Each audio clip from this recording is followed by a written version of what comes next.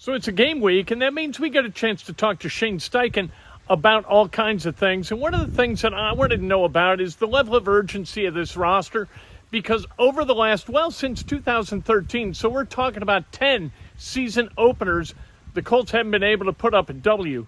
So what do you do differently? How do you build a roster that understands the urgency of the moment? And we got a chance to, ask questions about Anthony Richardson, Jonathan Taylor in the same backfield. What is expected from them, and what do you expect the Texans to do about them?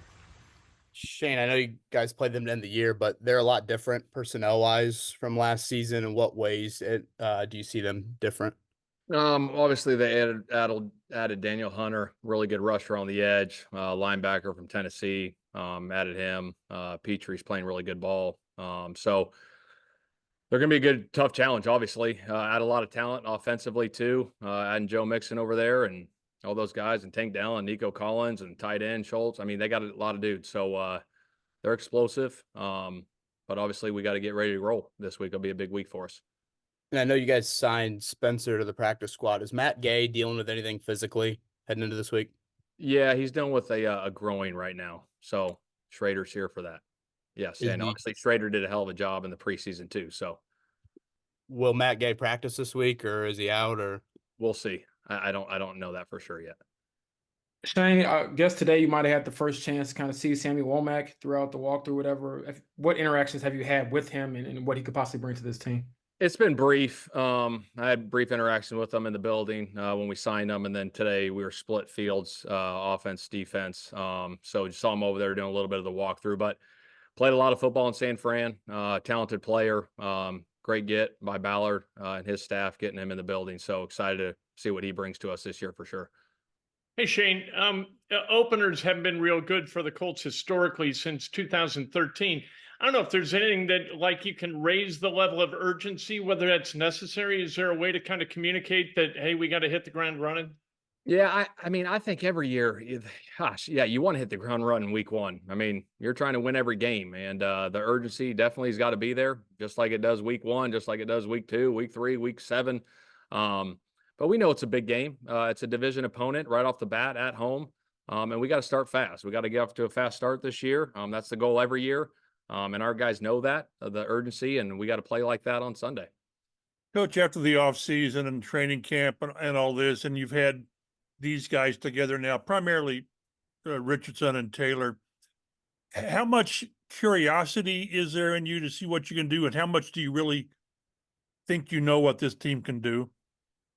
There's a lot of curiosity there with those two guys for sure. You guys have heard me say this a bunch, but I think, we'll find out a lot about those two guys and the rest of our team, middle of the season, week 5, week 6, week 7, on how they're meshing and gelling.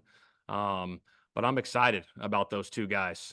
Just the explosiveness that they bring to our backfield is going to be huge for our success. You guys have heard me say that. But I am really excited, not only about those guys, but everybody, both sides of the football. I'm really ecstatic about it, to be completely honest. Coach, can you give any update on Downs, or is it a midweek type thing? Yeah, he's progressing well. I don't have an update, but he is progressing well. Hey, Shane. I know in the past week, you guys have the personnel staff has talked about a couple of running backs, and apparently Leonard Fournette's in there today. Not asking you to comment on them, but where are you at in your running back room? Do you feel like you're in a good spot there health-wise, and just moving forward, what do you think? I do. I feel good about the running back room. Obviously, Chris and his staff is always doing their due diligence. You know what I mean? Looking at guys outside the building, but really feel good about JT, as we know, and Trey and Goody. Those guys, did a lot of good things for us last year, Trey and Goody. So feel good about that room. And like Chris always does and his staff, we're always looking too. Shane, what did you see this offseason from the wide receivers in terms of being versatile and being able to line up all over the line of scrimmage?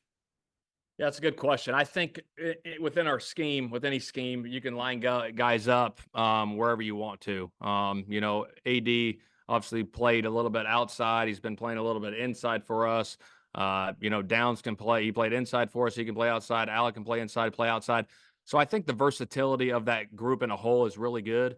And we can put those guys where need be throughout a game plan that we feel really comfortable with all those guys' skill sets. So feel really good about the wide receiver group for sure.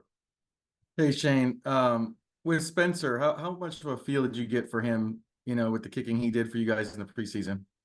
Felt really good. I mean, he did a lot of good things. Obviously, the Cincinnati game was a big one for him. We let him kick that second half, made some big-time kicks in that game, and he was consistent. So just to get him back on the practice squad is good for us. A guy that did a really good job for us to get him back. The consistency that he had in training camp was big.